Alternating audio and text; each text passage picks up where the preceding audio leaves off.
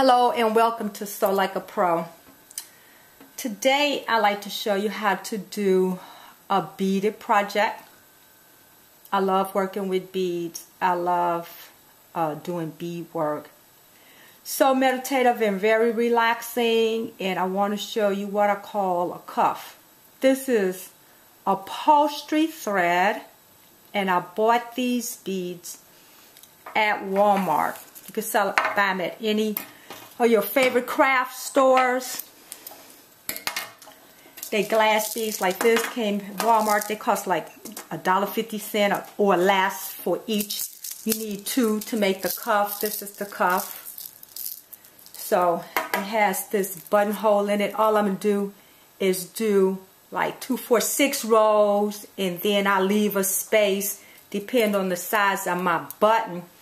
And skip that, and then I did like 4 rows, and then add all the beads on, and then 4 rows, and then join them together, and then continue to work it until I get my cuff, which I call a cuff. It's all glass. It's really beautiful work. And here goes some of the other ones that I made. I got a big buttonhole. You see I did it the opposite way, leave an opening for the button. Did this one and added some fringe to it, and again with the button in the buttonhole. So let's get started with making a cuff. It's very reasonable in cost. You need to figure out how many you need, you know, for how wide you want your cuff to finish. This is 2, 4, 6, 8, 10, 12, 14, 16, 18, 20. 20, and this looks to be about 3.5 inches wide, so depending on how wide you want. What you do is you just take some beads and thread them onto your needle and thread and measure it out and see how long you want it. So let's get started. So the first one I want to take and go into the first bead, and then what I want to do is go back through it again so I can make a knot. I don't want them to slide off while I'm doing the work. So these came in a cylinder like this, and they came from Joann Fabrics. So they're a little longer, steel glass, really cute. But this one I find it takes about 3 of these, because it's not as many beads in here as it is in these containers like this. So, and they set up a little different.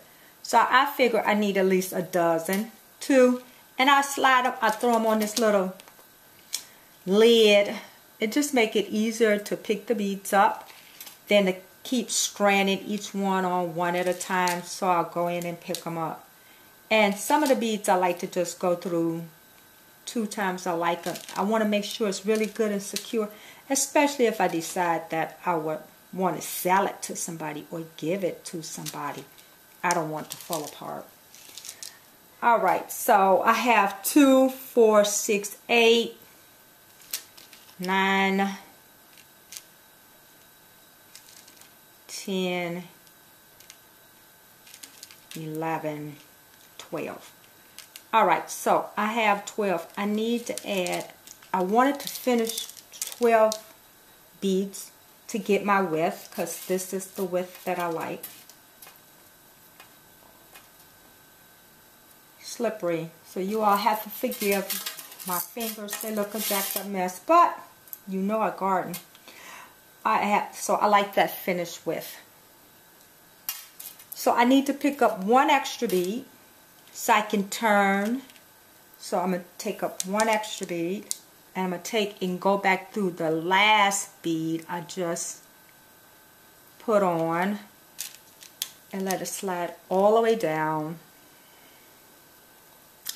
And when these 2 meet, then I'm going to go back through that bead again, and then I begin to pick up my beads. Keep them nice and taut. We want it nice and taut. These are going to stack so nice on top of each other, like tile. So every time at my end, I like to go through all of them twice. I want to make sure they stay nice and tight and stack right up next to each other, really, really nice. So I'm going to go back through that again.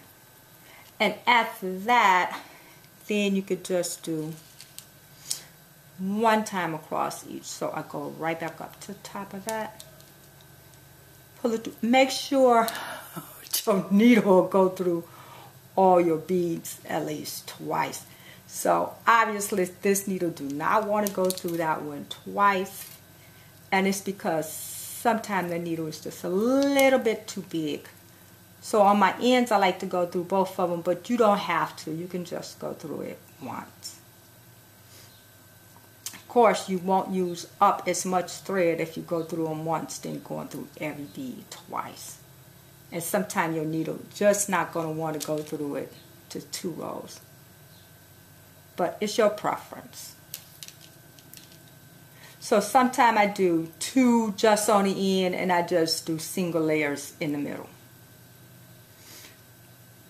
So I found that this project is very meditative. Make sure you do it in good light. Save your eyes. And it's very rewarding. It's really, really cute when it's finished.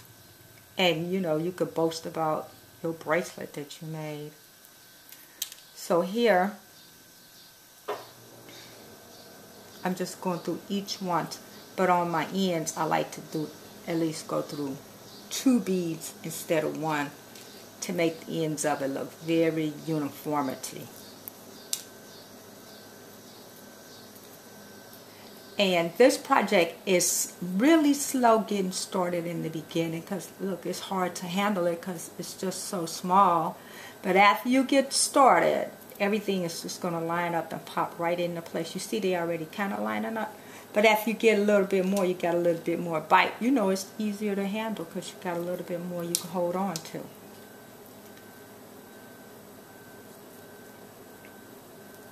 So this is basically just what you do to create this bracelet.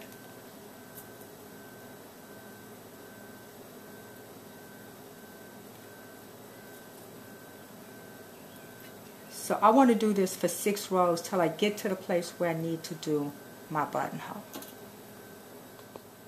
Okay, I made it to my 6th row. Whoops, lost my earring there. And now I want to make space for my buttonhole. So at the end, you can either pick up 1 bead or 2 beads. And like I said, I like to reinforce everything. So I'm going to pick up 2. I'm going to pick up 2 and I'm going to go down 2. So I pick up 2. And I'm going to go down these 2.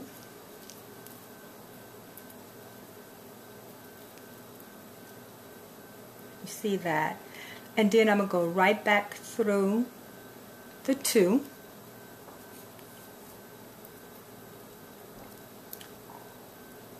and in a note, you know, if I run out of thread in the middle somewhere, you can see I ran out right there. I tie a knot and then just go through the beads extra times to make sure that they get locked together really well.